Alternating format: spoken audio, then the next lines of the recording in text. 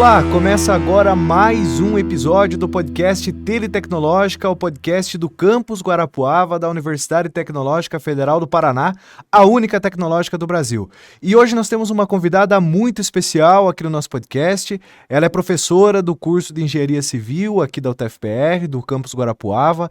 Ela fez o seu curso na Universidade Federal do Paraná. Saiu do interior do Paraná de dois vizinhos para fazer o curso de Engenharia Civil na capital e depois foi fazer o mestrado na Universidade Federal do Rio Grande do Sul, lá em Porto Alegre. E o doutorado, logo na sequência, também em uma capital aqui do Sul, na Universidade Federal de Santa Catarina, em Florianópolis. A nossa convidada hoje é a professora Laura Silvestro, nossa primeira bolsista de produtividade aqui pela Fundação Araucária, na Universidade Tecnológica do Campus Guarapuava, e hoje vice-coordenadora do programa de pós-graduação em Engenharia Civil do Campus Pato Branco, que tem professores credenciados aqui em Guarapuava. Seja bem-vinda, Laura. Muito obrigada, Lua. Boa tarde a você e a todos que estão nos acompanhando, né? É um prazer imenso estar aqui falando um pouquinho sobre a minha trajetória e sobre a minha atuação tanto no campus aqui em Guarapuava, como no programa que a gente está vinculado ali em Pato Branco também, né?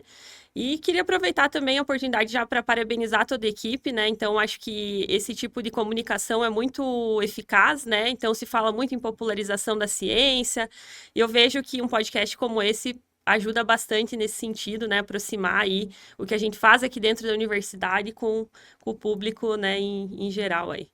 Laura, nesses últimos dias a gente comemorou, né, o Dia da Mulher e da Menina Cientista no Brasil.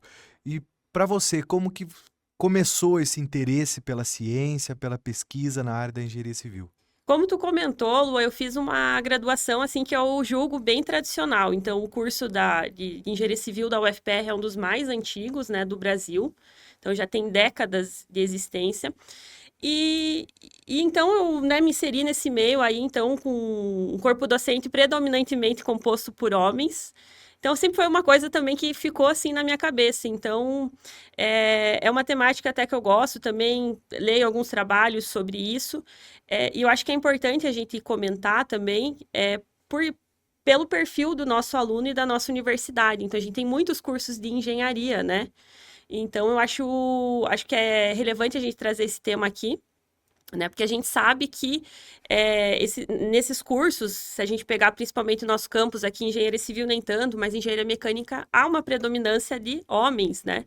Então, a gente vê, eu acho que a inserção feminina, um corpo docente feminino também ajuda, né, nesse sentido.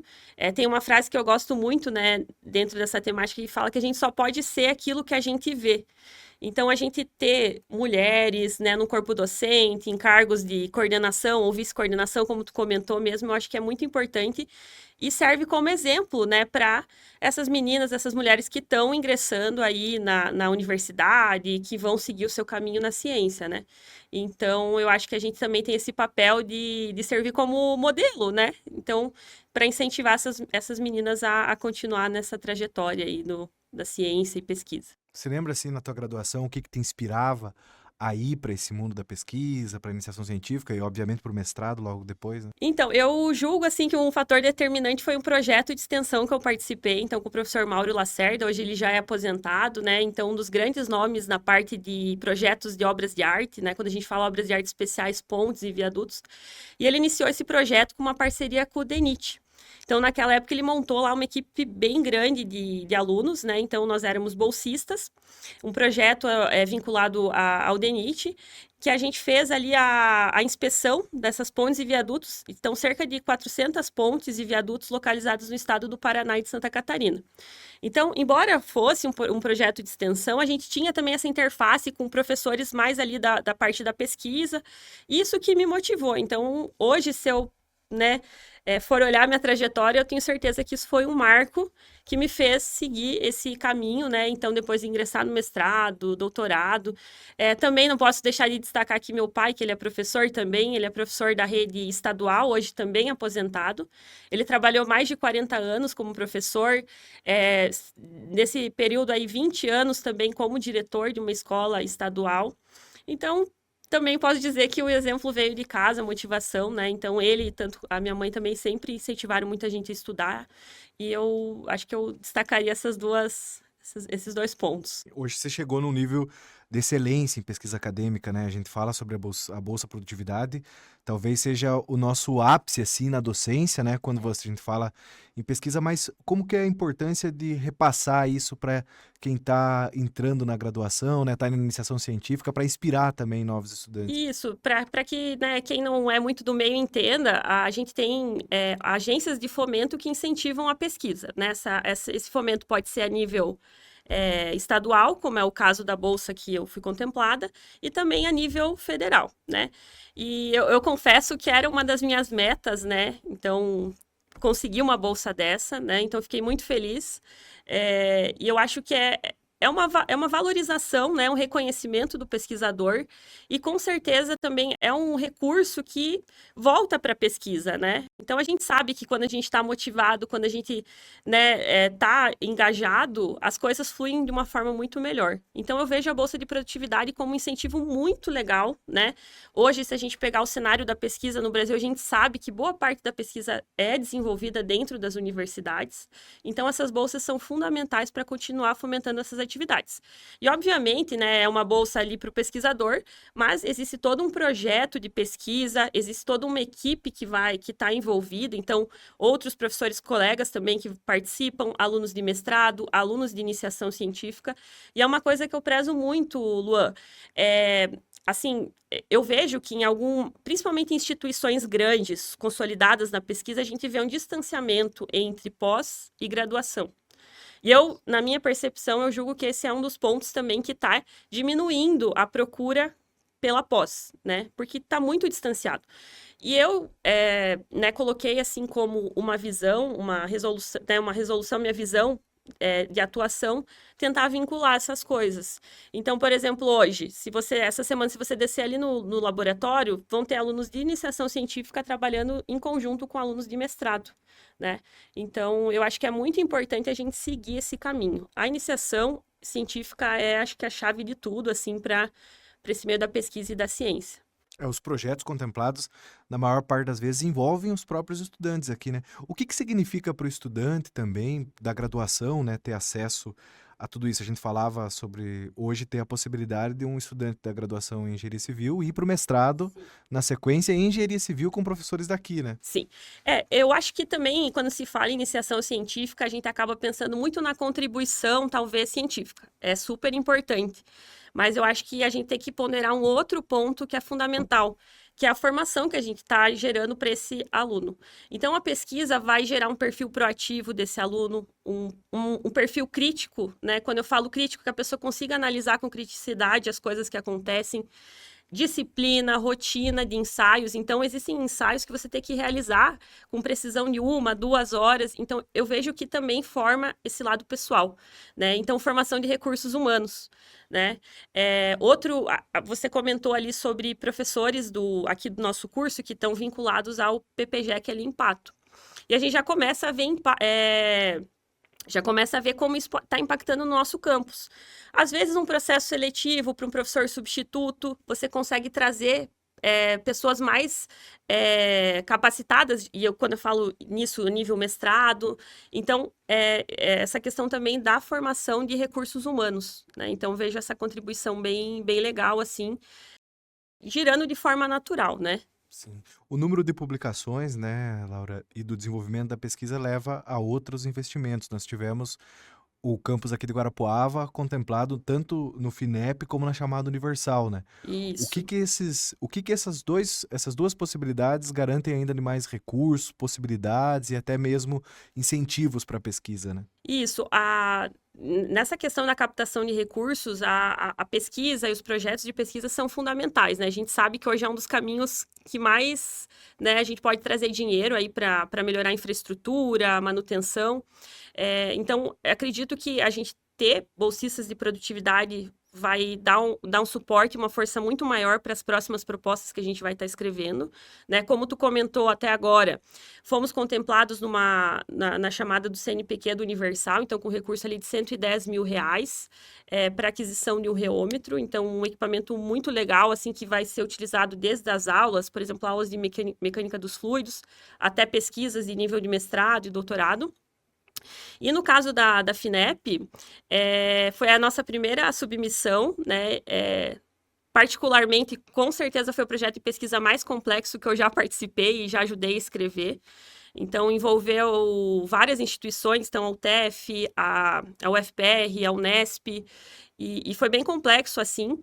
E a gente ficou muito feliz com o resultado, né? Então, a nossa proposta ela ainda não foi contemplada com recursos, né? Por conta de uma limitação, mas ela consta lá como aprovada. Então, na nossa linha ali de transição ecológica, ela ficou na 20ª posição, o que eu julgo que é um desempenho muito bom, considerando, né, o nosso campus, que é relativamente novo, e aí estamos na expectativa, assim, mas foi um resultado, assim, muito positivo, tanto eu como os demais professores envolvidos ali do curso, né, o professor Gustavo, a professora Rúbia, o professor Rodrigo, então, com o apoio ali da DIR-PPG também, nós ficamos muito felizes com esse resultado, e, né, comentando que é um recurso aí na ordem de 15 milhões esse projeto, né, então seria uma coisa, assim, que iria dar um up muito legal para a gente que faz pesquisa aqui em Guarapuava. Laura, e esses investimentos, como você falou, vão para equipamentos, ações que acabam caindo lá na graduação, né? Sim. Ou seja, oferecendo um ensino também de excelência para os alunos que vêm para a engenharia civil no campus de Guarapuava, né? Com certeza, Lu, e eu acho que é um ponto bem legal a gente comentar, assim, né? Embora o nosso campus seja novo, o curso, né, também de civil relativamente novo, hoje a gente tem uma infraestrutura muito bacana para desenvolvimento de pesquisas. Então, ali nos nossos laboratórios, ensaios mecânicos, sabe? Então, eu vejo que nos 3 anos que eu estou aqui na universidade, a gente já conseguiu avançar muito nesse sentido, né? Então, o reômetro que está para chegar aí daqui 1 ou 2 semanas para instalação, uma impressora 3D que com recursos, né, de uma emenda parlamentar que o diretor do campus conseguiu para a gente, então também vai abrir toda uma linha de pesquisa nessa parte de impressão 3D de materiais cimentícios, ultrassom, câmara de carbonatação para estudos de durabilidade. Então, assim, eu estou bem feliz com o que a gente vem conseguindo conquistar, eu tenho certeza que ainda tem muita coisa boa aí por vir, né? Com todo o engajamento aí dos professores e do corpo docente do nosso curso. E a gente não tem como não falar sobre o impacto na sociedade, né, de pesquisas como essa dos cimentos alternativos. O que isso pode oferecer para a sociedade em termos de desenvolvimento sustentável, Uhum. até mesmo de recursos, né, pensando numa construção civil hoje no país? Isso. Como tu bem comentou, Lu, a minha pesquisa é muito voltada para cimentos alternativos, né? Então, para quem está nos escutando, para quem entenda um pouco o contexto, hoje, se a gente for pegar a produção de cimento Portland, ela é uma das mais impactantes aqui a nível mundial. Então, existem algumas estimativas ali que indicam que 8% de todas as emissões mundiais são decorrentes da indústria do cimento. Então, a gente sabe, né, que vem se falando sobre reduzir emissões de CO2, zerar essas emissões até futuramente, né? Então, não tem como a gente não pesquisar esse material para buscar alternativas mais sustentáveis. E aí que entra a minha pesquisa, né? Hoje, se você pegar uma planta de cimento, né, para a gente produzir o cimento, reserva de calcário, de argila, a gente tem que fazer a calcinação desse material a 1450 graus aproximadamente. Então, além das emissões que esse processo químico ele libera, tem todo um gasto energético também, né? Então, a pesquisa ela vem muito para tentar reduzir esses impactos. Seja utilizar um ligante, um cimento alternativo, então, como no meu caso, tentar reduzir essa quantidade de cimento colocando argila, que é um material que não é tão impactante, seja realizando um procedimento de coprocessamento, que já é empregado, então, em plantas aqui da região, que a gente tem na região metropolitana ali de Curitiba, né? Coprocessamento também é uma coisa muito interessante, que você dá um destino a resíduos, então, resíduos de pneu, resíduos sólidos, você usa como material ali, que eles têm um bom poder calorífico, né? Nesses fornos. Então, não tem como a gente avançar, né? E resolver esses problemas, reduzir esses impactos sem o papel da pesquisa, né? É fundamental. Eu acho que isso ficou bem evidente também na pandemia, né? Toda a parte ali de vacinas, a gente teve vacinas desenvolvidas, né, aqui no Brasil, em institutos, em universidades, então, né, é até legal a gente falar sobre isso, porque a gente não vê uma valorização tão grande aqui, né? E eu acho que seria importante mudar essa percepção sobre o papel da universidade e de como a gente está, sim, pesquisando coisas que, né, vão trazer aí um benefício para a nossa sociedade como um todo. E pensar na sustentabilidade, na maior parte das vezes, até possibilidade de pensar no barateamento, né? Nos próprios custos de tudo Com isso. certeza, sim. Então, a gente trazer um material que seja mais sustentável. Então, por exemplo, no meu caso aí de cimentos alternativos, né? Para você produzir esse cimento a 1450 graus, é um gasto energético que vai gerar um custo. Se você usa uma argila, essa argila ela pode ser tratada a uma temperatura de 700, 800 graus. Então, praticamente metade, né? Então, isso vai estar reduzindo o gasto energético, reduzindo custos, né? E a argila é um material que tem uma disponibilidade, né? Aqui na região tem Também. também, né? Isso, daí bem tu comentou, né? As minhas pesquisas agora estão buscando avaliar os materiais que a gente tem disponíveis regionalmente. Porque o Brasil é bem extenso, né? A gente não pode pegar um material que está localizado a 2, 3 mil quilômetros para utilizar, né? Porque tem toda a questão de transporte, de custo.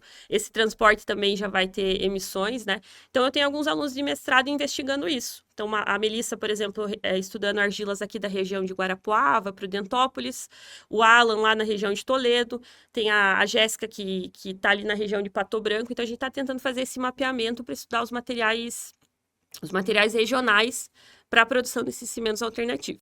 E como que é esse processo da coleta do pesquisador, né? Da ida para o campo para trazer para dentro do laboratório tudo isso? Isso, então é uma logística, né? A gente entrou em contato com algumas indústrias de blocos e tijolos que já tinham uma caracterização desse material, né? Inclusive um relatório aí da Mineropar nos auxiliou bastante. E assim, tu tem que ir para campo, no depósito, vai lá, coleta, então é um serviço assim bem braçal também, né? Essa parte experimental a gente sabe que não é fácil, mas é necessária, né? Então, estudar esses materiais regionais. Sim. E é interessante, Laura, porque chama a atenção das revistas internacionais da área pesquisas como essa, né? Vocês conseguem ter publicações hoje nas principais periódicos do mundo que têm se atentado. Vocês percebem que há uma atenção do mundo para esse tipo de pesquisa? Com certeza. Agora, né, que eu passei para esse lado de orientadora, pesquisadora, né, caminhando com as minhas próprias pernas, uma coisa que eu me questiono bastante é sobre a aplicação das nossas pesquisas. Então, eu me propus também a pesquisar coisas que eu vejo uma perspectiva de aplicação, né? Que o que a gente que enxerga que o mercado está caminhando. Então, por isso que essa temática aí de cimentos alternativos à base de argila chamou minha atenção.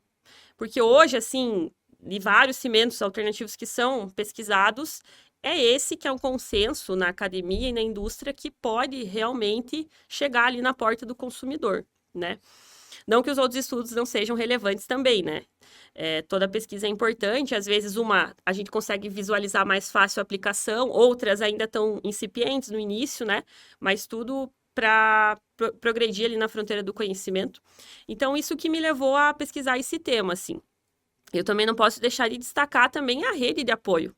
A gente não faz pesquisa sozinho, né? Então, a gente precisa ter um networking, contatos. Então, tenho pesquisadores da Federal do Rio Grande do Sul, da Federal de Santa Catarina. Então, estabelecemos esse grupo e estamos tentando avançar aí nesse sentido. Mas é muito interessante perceber esse protagonismo do campus Guarapuava na hora de pensar a pesquisa científica, né? Na área de cimentos alternativos. Com certeza, assim, porque tem muito para avançar e também essa questão da caracterização regional, né? Porque a gente sabe que cada estado vai ter a sua, né, o seu contexto, vai ter os seus materiais que são mais, né, predominantes. Então, é muito legal a gente trazer isso aqui para o estado e também para a nossa região em si, né?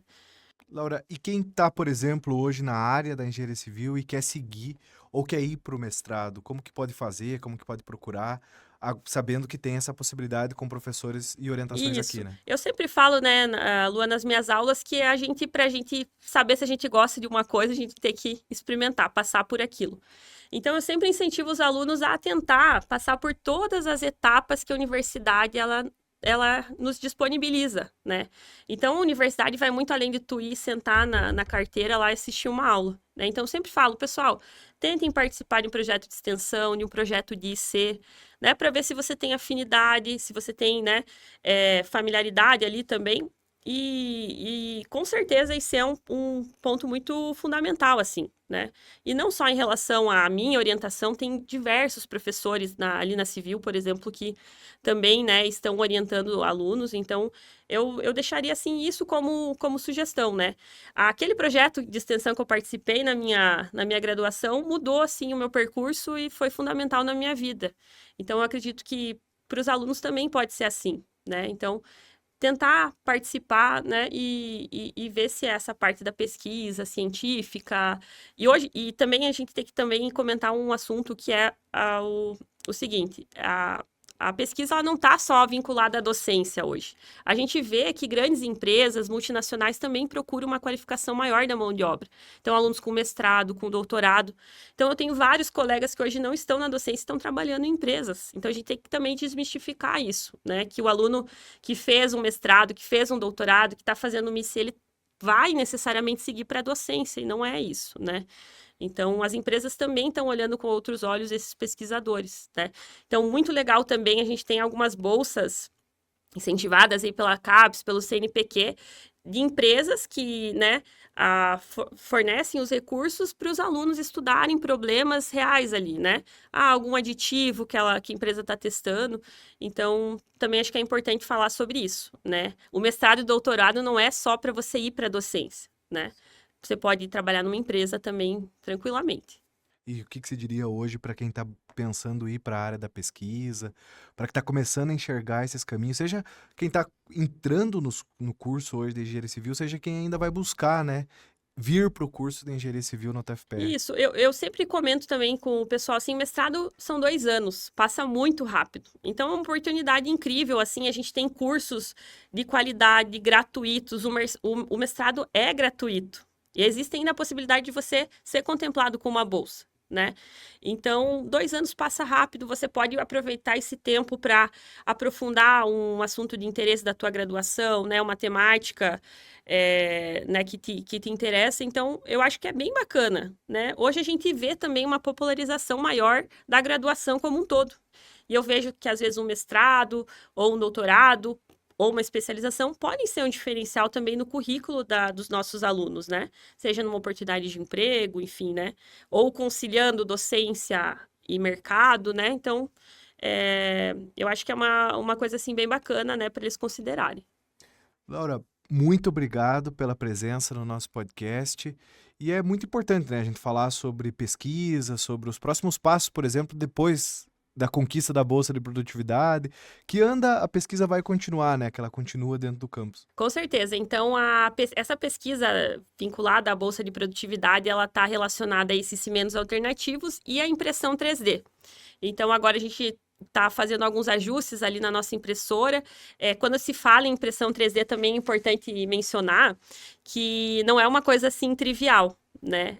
Porque a gente está falando de um material cimentício, que é um material que endurece, enrijece, e a gente precisa passar esse material normalmente por um bico extrusor, né? Que é aquela impressão.